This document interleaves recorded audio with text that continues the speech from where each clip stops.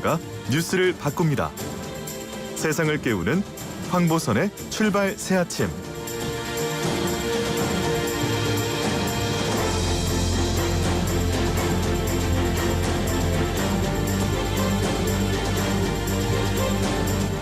자, 이번에 정치의 맛을 제대로 느껴보는 시간입니다. 자, 국수대담이요. 김남국의 국, 박수영의 수, 그 국수대담입니다.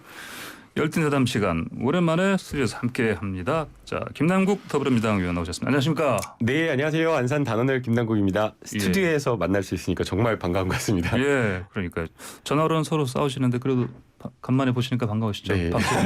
예, 박수영 민의원님도 나오셨습니다. 네, 국민의힘 박수영 의원입니다. 예, 반갑습니다. 자, 먼저 이거 민주당 쪽 그 지금 하시는 그 대선 그 경선 연기 이것 때문에 이제 계속 갈등인데 내용이라고까지 지금 이제 언론에서 얘기하는데 오늘 의총에서 지금 뭐 끝장 토론한다고 했습니다. 어떻게 오늘 좀 결론 잘 날 것 같습니까? 네, 이제 오늘 10시 반에 의총이 예정되어 있고요. 예. 66분의 의원님들께서 이제 네. 연설을 하셔서 이제 의총에서 한번 토론을 해보자라고 이야기를 하신 것 같습니다. 예, 예.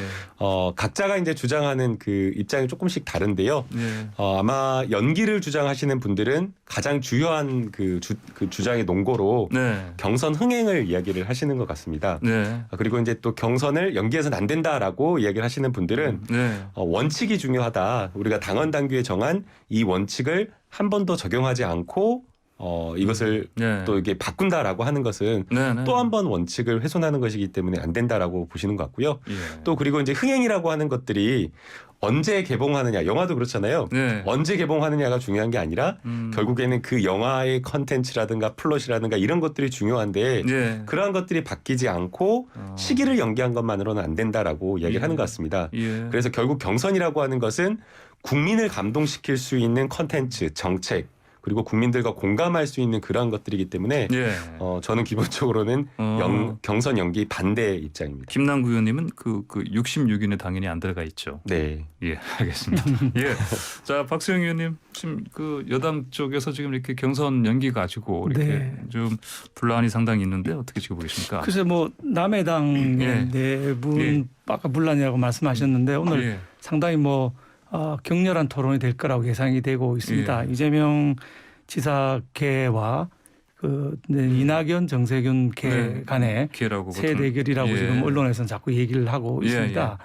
그런데 제가 다만 염려스러운 거는 개파 정치라고 하는 것이 네. 21대는 이제 없어지는 방향으로 가고 있었는데 혹시나 다시 네. 이게 이제 개파 정치의 부활을 의미하는 게 될까봐 네. 그런 부분이 걱정입니다. 여당이든 야당이든 개파 정치라고 하는 대한민국의 이게 정치의 구태가 좀 사라져야 되는데 예. 그게 부활되는 계기가 될까봐 염려스럽다는 말씀을 드립니다. 예. 저희가 네. 한 번 토론을 했었어요. 예. 네, 더민초 초선 의원님들 모임에서 네네. 한 40여 명 의원님들께서 나오셔서 한번 예, 예. 토론을 했었는데 그때 이제 분위기를 전해드리면 그야말로 웃으면서 서로 이제 아주 이제 왜 경선을 해야 되는지 안 해야 되는지에 대한 논리적인 어떤 그런 이야기를 하면서 웃으면서 이야기를 또 하셨고요. 예. 그 다음에 이제 경선을 연기하자는 측이나 경선을 연기를 반대하는 측이나 네네. 결국의 궁극적인 목적은 원팀이 되어서 본선에서 내년 대선에서 승리한다라는 것에 대한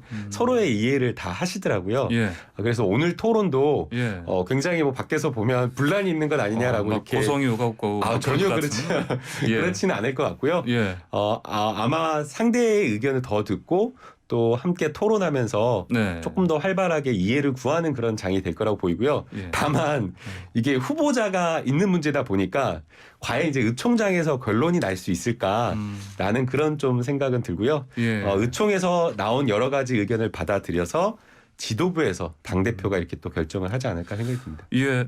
이제 뭐 야당 쪽은 근데 그 유준석 당대표가 뭐 8월 대선 버스 정시 출발 이거 거의 확고하니까 뭐 무슨 뭐 연기니 뭐니 그런 네, 저희는 뭐 얘기 아직 안 연기론 나오겠죠? 같은 건 나오고 있지 않습니다. 예. 그러니까 정상적인 일정 우리 당헌 당규 규정된 대로 예. 진행이 될 걸로 보고 예. 민주당은 120일 전이지만 우리는 90일 전까지 그렇죠. 예. 이제 뽑게 돼 있기 때문에 시간적인 여유가 좀 더 있는 편이라고 볼 수 있겠습니다. 예, 그렇군요. 알겠습니다. 혹시 뭐 앞당길 일은 없겠죠.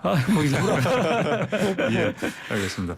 자, 또 이거 얘기를 또 해보셔야 되겠습니다. 국민의힘 그 이준석 대표 이제 산업기능요원 대체복무 이거 그 당시에 그 지원 자격이 안 되는데 뭐 국가 지원 뭐 받았다, 장학금 받았다. 이건 지금 의혹 제기 김남국 의원님도 지금 제기하고 하셨는데 어떻습니까? 이제 이거 먼저 이거는 이제 박수영 의원님 그 문제 있다고 보십니까?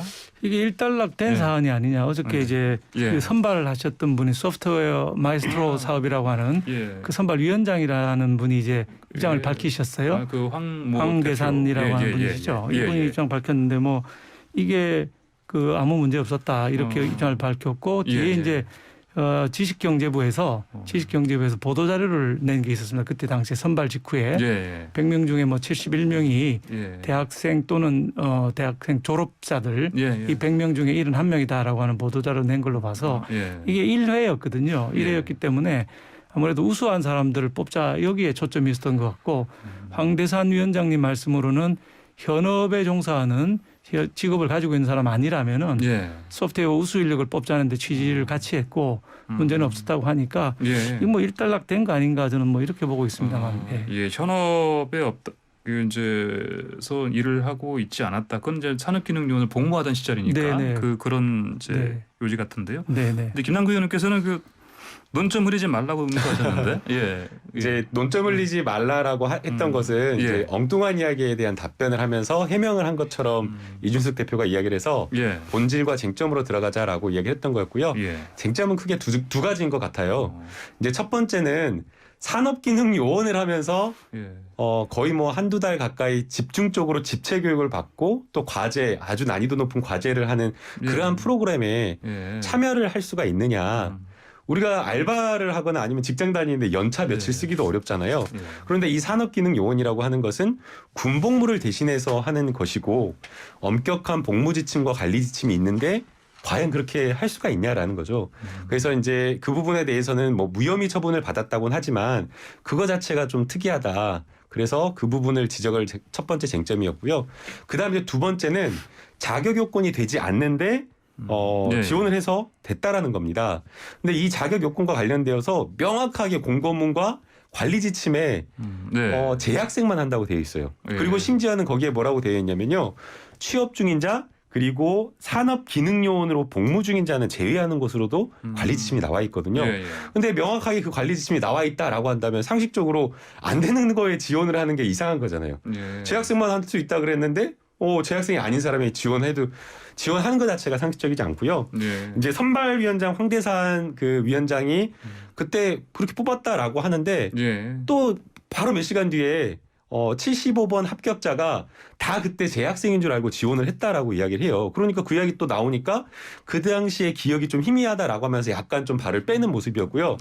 그리고 최종 보고서에 71명이다. 재학생과 졸업생이 71명이다라고 했는데 100명의 명단이 나와 있는데 졸업생으로 되어 있는 사람은 이준석 대표 딱 한 명인 것 같아요. 그리고 산업기능요원으로 된 사람도 이준석 대표 한 명인 것 같아서 이건 지금 사실조회를 지금 신청해 놓은 상황인데 만약 한 명이다라고 하면 더더욱 지금 특혜일 수가 있는 거고요. 지금도 홈페이지에 들어가 보면 이 지금 사업에 뭐라고 되어 있냐면요. 주말에 아르바이트 해도 될까요라고 물어보는데 거기에 대해서 뭐라고 되냐면 집중적으로 이렇게 집중도가 필요하기 때문에 주말 아르바이트 하는 것도 안 했으면 좋겠다라고 권고하고 있어요. 그런데 이 취업한 사람을 뽑는다는 거 산업기능요원으로 일하고 있는 사람을 뽑는다는 게 좀 사실 상식적으로 맞지 않죠. 박수영 여러 가지 반론이 가능한데요. 근본적으로는 이제 구체적인 반론에 앞서서 이런 문제로 자꾸 10여 년 전의 사건인데 이런 걸로 자꾸 얘기하는 게 이것보다는 우리가 미래를 얘기하고 정책을 얘기해야 되는 거 아닌가. 민생이 어려운데 이게 꼭 서울시장 보궐선거 때 박영선 후보가 선거기간 내내 내곡동 땅 얘기하고 생태 땅 얘기하고 페라가모 얘기하다가 미래를 얘기하지 못했거든요. 그런 거랑 비슷한 거라고 생각이 들고 이게 한 명뿐이 없다고 말씀하시는데 그거 정확한 팩트인지 확인하고 말씀하셔야 될 거라는 생각이 들고요. 인 것 같다라는 식으로 얘기하시면 좀 곤란하지 않나 이런 생각이 들고 이게 이준석 대표 해명에 하면은 산업기능용으로 근무하던 업체의 대표로부터 양해를 구했다. 그러니까 이 가서 국가로부터 교육받으면 우리 기업에도 또 도움이 되지 않겠느냐. 그러니까 가서 한 달 정도의 교육이라고 하는데 예. 교육 받아보면 좋겠다 한 거거든요. 예. 한 달 교육받아서 기능이 더 올라가고 그리고 회사에 도움되고 국가적으로 도움되는 일이라면 이게 그렇게 크게 문제될 것이냐. 저는 이렇게 보고 있습니다. 예. 자, 뭐 이준석 대표가 저 후보 때 전당대회 때요. 여당에도 훌륭한 젊은 정치인이 있다. 그러면서 이제 김남국 위원님 꼽으셨고 또 장경태 의원도 꼽았습니다. 김남국 의원과 이준석 대표 두 분이 개인적인 친분도 좀 비슷한데 방송을 오래 너무 세게 몰아붙이지 않나요? 방송을 오래 했었고요. 예. 이게 저도 당연히 정책이라든가 여러 예. 가지 예. 미래 비전에 대한 이야기를 하는 게 더 바람직하다라고 생각이 됩니다. 예. 그러나 요즘에 특히나 야당에서 예. 많이 이야기를 했던 게 공정과 내로남불입니다. 그러면 예. 거기에 대한 그 잣대도 이중잣대가 되어서는 안 되고 예. 여야 가릴 것 없이 똑같이 동등하게 해야 된다고 보고요. 야당 같은 경우에 지난해 보십시오. 수년 전 이미 몇십 년 전에 있었던 사건도 1년 내내 계속해서 아주 그냥 모든 상임위에서 가져다가 막 가서 예. 계속 공격하고 뭐 피켓 들고 막 난리였잖아요. 그런데 불과 1년 전의 모습을 잃어버리고 안 된다라고 하는 것은 좀 맞지가 않다고 보이고요. 또 더 나아가서 지금 어제 된 보도 내용 보니까 국민권익위원회에 부동산 전수조사 하겠다라고 하면서 그 가족과 관련된 정보 공개 동의서에 동의 제출을 하지 않고 누락했다라는 거예요. 그럼 이게 제대로 된 조사가 될 수가 없거든요. 그래서 이런 부분에 대해서도 내로남불 정당이 되지 않기 위해서는 야당 국민의힘이 좀 적극적으로 전수조사에 좀 참여해야 되는 거 아닌가 생각이 듭니다. 우리 뭐 모두 예. 조사 참여하기로 했고요. 예. 다만 이제 직계 좀비속이 좀 빠진 사람이 있는데 그건 예, 예. 재산 신고할 때도 이미 독립적인 생계를 유지한다든지 국내에 있지 않다든지 이미 자라서 이미 아이가 자라서 예. 결혼하고 나갔다든지 이런 경우들이 재산 신고할 때 아예 안 하거든요. 예. 그런 분들이 그대로 빠진 거라고 제가 들었고 뭐 국민권익위에서 가능하면 다 해달라고 해서 지금 의원들이 뭐 결혼을 해서 이미 분가를 한 자녀들도 예, 예. 사인을 받으러 다니고 있는 이런 사람 개인이 사인을 해야 됩니다. 개인정보 제공이기 예, 예. 때문에. 네. 근데 해외에 있거나 군복무 중이거나 결혼한 자녀까지 찾아가지고 한다는 게 뭐 금방 쉬운 일은 아니거든요. 원래 재산 신고할 때 했던 방식대로 그대로 한 걸로 알고 있습니다. 예, 알겠습니다. 자, 다음 주제로 한번 넘어가 보시죠. 윤석열 전 총장 이 엑스파일 요즘 논란이 커지고 있습니다. 그리고 이제 뭐 그 한 야권 인사가 그 엑스파일 봤다. 근데 이제 방어가 어렵겠다 이렇게 얘기해서 또 발언 파장이 커지는 상황인데, 자 박수영 의원님 엑스파일 논란 이게 실체 혹시 읽어보셨습니까? 아닙니다. 저는 뭐 예. 보지를 못했고요. 예. 뭐 엑스파일이라는 단어 자체가 예. 저는 뭐 예. 구태 정치의 잔재가 아니냐. 예. 뭐 잘못한 게 있어서 그게 정립돼 있는 문건이 있다면 예. 이건 빨리 검찰이나 경찰이나 공수처에 예. 고발을 해야죠. 예. 그 바로 수사를 해야 되는데 예. 있다 이렇게 연기만 피우고 내용은 안 나오고 그리고 결국은 선거 막판에 가서 까서 제대로 검증할 시간도 안 주는 이게 이제 구태거든요. 보시면은 우리 2002년이죠. 이해창 후보가 대선 예. 나왔을 때 김대엽 병풍 사건이라는 게 있지 않았습니까? 예. 그게 이제 검증할 시간도 없이 막판에 까져가지고 결국은 졌는데 선거를 나중에 이제 검찰 수사와 법원 수사를 법원에서 판결을 통해서 김대엽 씨가 유죄로 판결을 받고 1년 10개월을 복역을 했거든요. 실형을 받은 겁니다. 그런데 선거는 이미 끝나 있었던 상황이고 뭐 나경원 전 시장 후보의 그 1억 피부과 사건도 있었습니다. 나중에는 사실이 아닌 게 밝혀졌는데 딱 사흘인가 나흘 전에 이게 언론에 나오고 방어할 시간도 없이 선거는 바로 진행돼 버리는 거거든요. 만약에 송영길 대표든 뭐 야당의 누구 뭐 듣보잡의 이름도 잘 모르겠는데 그분이 가지고 있다면 빨리 고발을 해야죠. 수사기관에 고발을 해서 시간을 두고 빨리 수사를 하는 게 맞다고 생각을 합니다.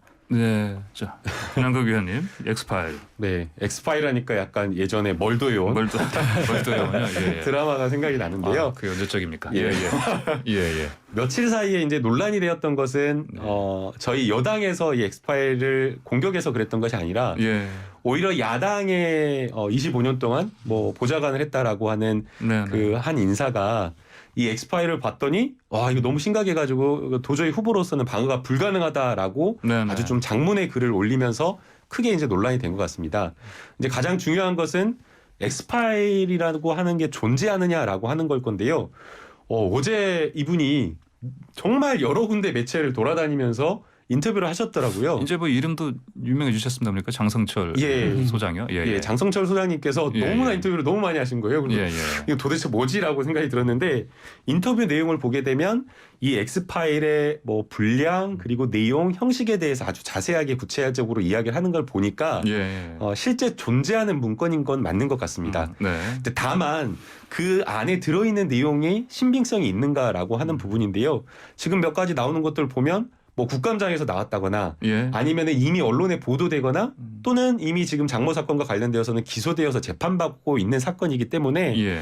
과연 정말 이 안에 있는 그 문건 내용이 예. 정말 크리티컬하고 중대한 거냐라고 예. 하는 것은 확인하지 않고는 모른다라고 볼 수밖에 없고요. 예.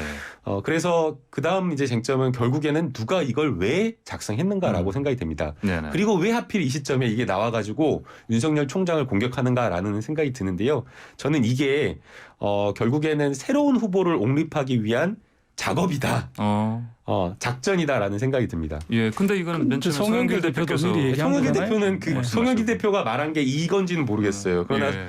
저는 그걸 잘 모르겠지만 어쨌든 이거를 계속 확대하고 키우고 하는 게 윤석열 총장 후보를 야권의 후보로 옹립하지 않고 새로운 어떤 후보를 옹립하기 위한 그런 목적이 있는 거 아닌가라는 생각이 들고요. 예. 그분은 아마 마음속에 있는 그 사람인 것 같습니다. 설명이 좀 있습니까? 박승 의원님? 예, 우리 김남국 그래서 뭐 의원. 어느 쪽에서 했는지는 알 수가 없으나 예, 방식 예. 자체가 저는 구태라는 것이죠. 예, 이게 말씀하신 있으면 고발을 해야 것처럼. 되는데 안 하고 있다는 것이고 예. 내용이 없을 거라고 생각합니다. 왜냐하면 이제 추미애 장관이 있을 때에 3번이나 윤석열 총장을 쫓아내려고 하지 않았습니까? 근데 예, 3전 예. 3패를 했거든요. 네네. 가처분부터 본안까지. 그러고 나서 사실 대통령의 사과까지 나왔는데 대통령께서 사과할 정도의 사안까지 가기 전에 막으려면 막을 수 있었을 겁니다. 네. 그때 엑스파일 내용이 있으면 이걸로 아마 그만두게 하고 사과까지 이르지 않았을 텐데 사과까지 이런 걸 보면 별 내용이 없지 않겠는가. 있다면 빨리 고발을 해라. 예. 이게 제 입장입니다. 예. 하지만 엑스파일이라는 그 이름만큼의 어떤 실체가 있을 가능성은 좀 지금 봐서는 이렇게 커 보이지는 않은 것 같은데 그런 분석이 많이 나오죠. 네, 그렇습니다. 예. 어쨌든 공식적으로 어차피 뭐 문제가 있으면 그걸 빨리 뭐 수사 의뢰하든지 뭐 이렇게 공식적으로 아니면 그 내용을 까서 윤 전 총장한테 어떤 뭐 해명 듣든지 이렇게 하자. 이런 말씀이시죠? 저는 이제 예. 이렇게 생각하는 게요. 예. 후보자 측에서 이것을 그냥 무대응으로 일관할 건 아니라고 보거든요. 예. 왜냐하면 이게 결국에는 계속해서 언론과 정치권에서 확대 재생산되고 있는데 무대응으로 하면 사실이냐 아니냐 이걸 떠나서 그거 예. 자체로 굉장히 뭔가 불안 요소로 작용을 하거든요. 그렇다라고 예. 하면 여기에 대해서 윤석열 총장 측에서 조금 더 적극적으로 대응을 해서 이 문제 리스크를 빨리 이렇게 좀 풀어가는 게 좋지 않을까. 예. 박수님도 같은 의견이십니까? 뭐 내용도 모르는데 예. 무슨 내용을 하겠습니까? 네. 내용부터 빨리 까는 게 답이라고 생각합니다. 내용부터 먼저. 그리고 지금 윤 전 총장이 말씀하신 것처럼 뭐 대응 안 한다는 입장이긴 한데 그 장해찬 씨가 그 뭐 유튜브 방송에서 그랬지 않습니까? 27일쯤에 이제 윤 총장이 기자들과 사전 원고 없이 질의응답한다 했는데 뭐 여기서 뭐 특별한 얘기가 나올까요? 뭐 기자분들이 그동안에 묻고 싶은 것들이 많았는데 잠행 또는 미행을 해왔습니다. 그 이유가 뭐냐하면은 이 총장님이 그만두신 다음에 바로 전당대회가 있었거든요. 우리 야당도 있고 여당도 있고 이제 끝나서 양쪽의 진영이 갖춰졌기 때문에 이제는 대통령 후보들의 시간이거든요. 윤석열, 최재형, 김동연 뭐 우리 쪽에 원희룡 지사까지 포함해서 이분들이 이제 밖으로 나올 시간입니다. 그 시작이 27일이라는 것이죠. 다른 분들도 이제 공식적인 활동, 자맹을 끝낼 거라고 생각합니다. 알겠습니다. 원고 없이 기자회견 이게 굉장히 좀 중요할 것 같은데요. 이제 최근에 윤석열 총장이 비판받았던 게 크게 이제 두 가지인 것 같습니다. 이제 첫 번째는 공부를 도대체 언제까지 할 거냐. 되게 후보자들은 자기가 준비되어 있다라고 하면서 자기의 어떤 정책이나 이런 것들을 많이 알리고 또 여러 가지 국가 비전에 대한 철학을 기자들 질의에 문답하면서 답변을 하는데 윤석열 총장은 막 이제 견학 다니면서 오히려 거꾸로 내가 준비가 안 돼서 공부하고 있다라고 하는 것을 막 하면서 이야기를 했기 때문에 준비 안 된 후보다라는 것을 아이러니하게 알리고 있었던 과정이었거든요. 그래서 이제 거기에 대해서 준비가 되었다라는 것을 좀 이야기하고자 하는 것이 아닌가 생각이 들고요. 그다음 또 두 번째는 여의도 기자들이 좀 굉장히 좀 불만이 많았습니다. 사실 그 정치인들 기자들이 질문하면 그거는 국민을 대신해서 물어보는 것이기 때문에 가능하면 소상하게 답변을 하려고 이야기하려고 하는데 윤석열 총장은 아직 정치에 출마하지도 않았는데 측근과 대변인을 이렇게 선정해가지고 막 하는데 그 방식이 너무 일방적이었다라는 거예요. 예. 그러면 또 그 대변인이라도 좀 친절하게 답변하고 응대했느냐라고 하면 또 그것도 아니고요. 그래서 이제 오해가 생겼고 계속 이제 했다가 말을 했다가 바꾸고 했다가 또 바꾸고 이런 식이 되다 보니 거기에 대해서 이래서는 안 되겠다라고 생각이 들어서 아마 윤석열 총장이 직접 문담하는 자리를 만든 거 아닌가 생각합니다. 그렇군요. 이분이 뭐 아주 답변을 시원시원하게 하시는 스타일입니다. 예. 애매하게 모호하게 하시지 않고 직설적으로 바로 정면으로 답변하실 거고 모르는 건 나 잘 모르겠다 이렇게 얘기할 거고 아는 거는 정확하게 얘기하실 거라고 생각이 들어서 기대가 됩니다. 한번 지켜보시죠. 예. 27일 날. 그렇죠. 자, 이번엔 이제 더불어민주당에서 이제 당론으로 정했죠. 그 종부세 부담 완화하는 거 이거 상위 2%로 이제 좀 정했는데 자, 근데 일단 야당에서는 이건 뭐 또 해결한 세금이라고 이제 비난하고 있습니다. 어떻게? 종부세는 원래 없어져야 될 세금이고요. 이게 2% 대 98%를 갈라치게 하는 전형적인 수법이고 이게 모든 국민이 아니라 2%에만 세금 매긴다고 하는 거는 1789년 프랑스 혁명 이후에는 세계 각국에서 없어진 일입니다. 상위 몇 프로를 모든 국민이 내는데 재산에 따라서 소득에 따라서 누진과세는 하지만 상위 몇 프로만 딱 대상으로 하는 거는 아주 고전적인 거죠. 프랑스 혁명 이전에 있었던 일이니까. 그리고 이게 2%를 하지 않고 12억으로 하자는 우리 당 주장인데 2%로 하게 되면 매년 또는 부동산을 살 때 내 부동산이 종부세 대상이 되느냐 안 되느냐 알 수가 없습니다. 정부가 1년 딱 뽑아가지고 1등부터 2%까지 딱 자를 때까지는 얼마가 해당되는지를 정확히 알 수 없는 겁니다. 물론 뭐 2억이나 뭐 50억 이런 거 해당되고 안 되고 분명하지만 11억, 13억, 12억 근처에 있는 분들은 계속 헷갈리는 거예요. 되는지 안 되는지. 이런 불안정한 세금을 운영한다는 것이 말이 안 된다고 생각합니다. 근데 이제 이 종합부동산세 공시지가 기준을 12억으로 해도 마찬가지의 문제는 생깁니다. 왜냐하면은 매년 해마다 공시지가와 시세가 조금씩 변동이 있기 때문에 그 기준에 걸려 있는 사람들은 사실은 이제 어느 정도 불확실성은 있을 수밖에 없거든요. 그래서 결국에는 종부세를 어떤 기준으로 어떻게 할 것인가에 대한 고민을 상당히 당내에서 활발하게 토론을 하면서 논의를 했습니다. 이제 2%라고 상위 2%라고 하는 이런 어떤 세율을 매기는 거에 대해서 사실은 이제 저도 법률가로서 과연 이게 적합한지에 대한 고민은 상당히 많이 했었는데요. 뭐 심지어 위헌 얘기도 나오고요. 그런데 이제 이 상황이나 이런 것들을 보게 되면 처음에 종부세를 이렇게 신설했을 때에 그때의 어떤 그 종부세의 목적과 지금 12년이 흘러버린 이 상황에서의 그 상황은 완전히 달라버린 겁니다. 그리고 또 특히나 이렇게 부동산 가격이 막 이렇게 폭등하거나 아니면 또 거꾸로 떨어질 수도 있는 그런 상황 속에서 종부세에 대한 부과 대상자의 그런 어떤 기준이 완전히 늘었다 줄었다 이렇게 하다 보니까 그러한 어떤 불확실성을 오히려 거꾸로 줄이기 위해서 2%가 좋은 거 아니냐라고 하면서 정부 측에서 또 거꾸로 제안한 측면이 있기 때문에 이런 부분은 한번 좀 시행을 해보고 여러 가지 부작용이나 이런 것들은 좀 완화해 나가는. 뭐 매년 바뀐다고 하시는데 그건 아니고 12년 동안 안 바뀌었거든요. 기준이. 그러니까 이게 2% 내놓으면 매년 바뀌지만 금액을 12억으로 확정해 놓으면 매년 바꿔지지는 않을 거라고 생각을 합니다.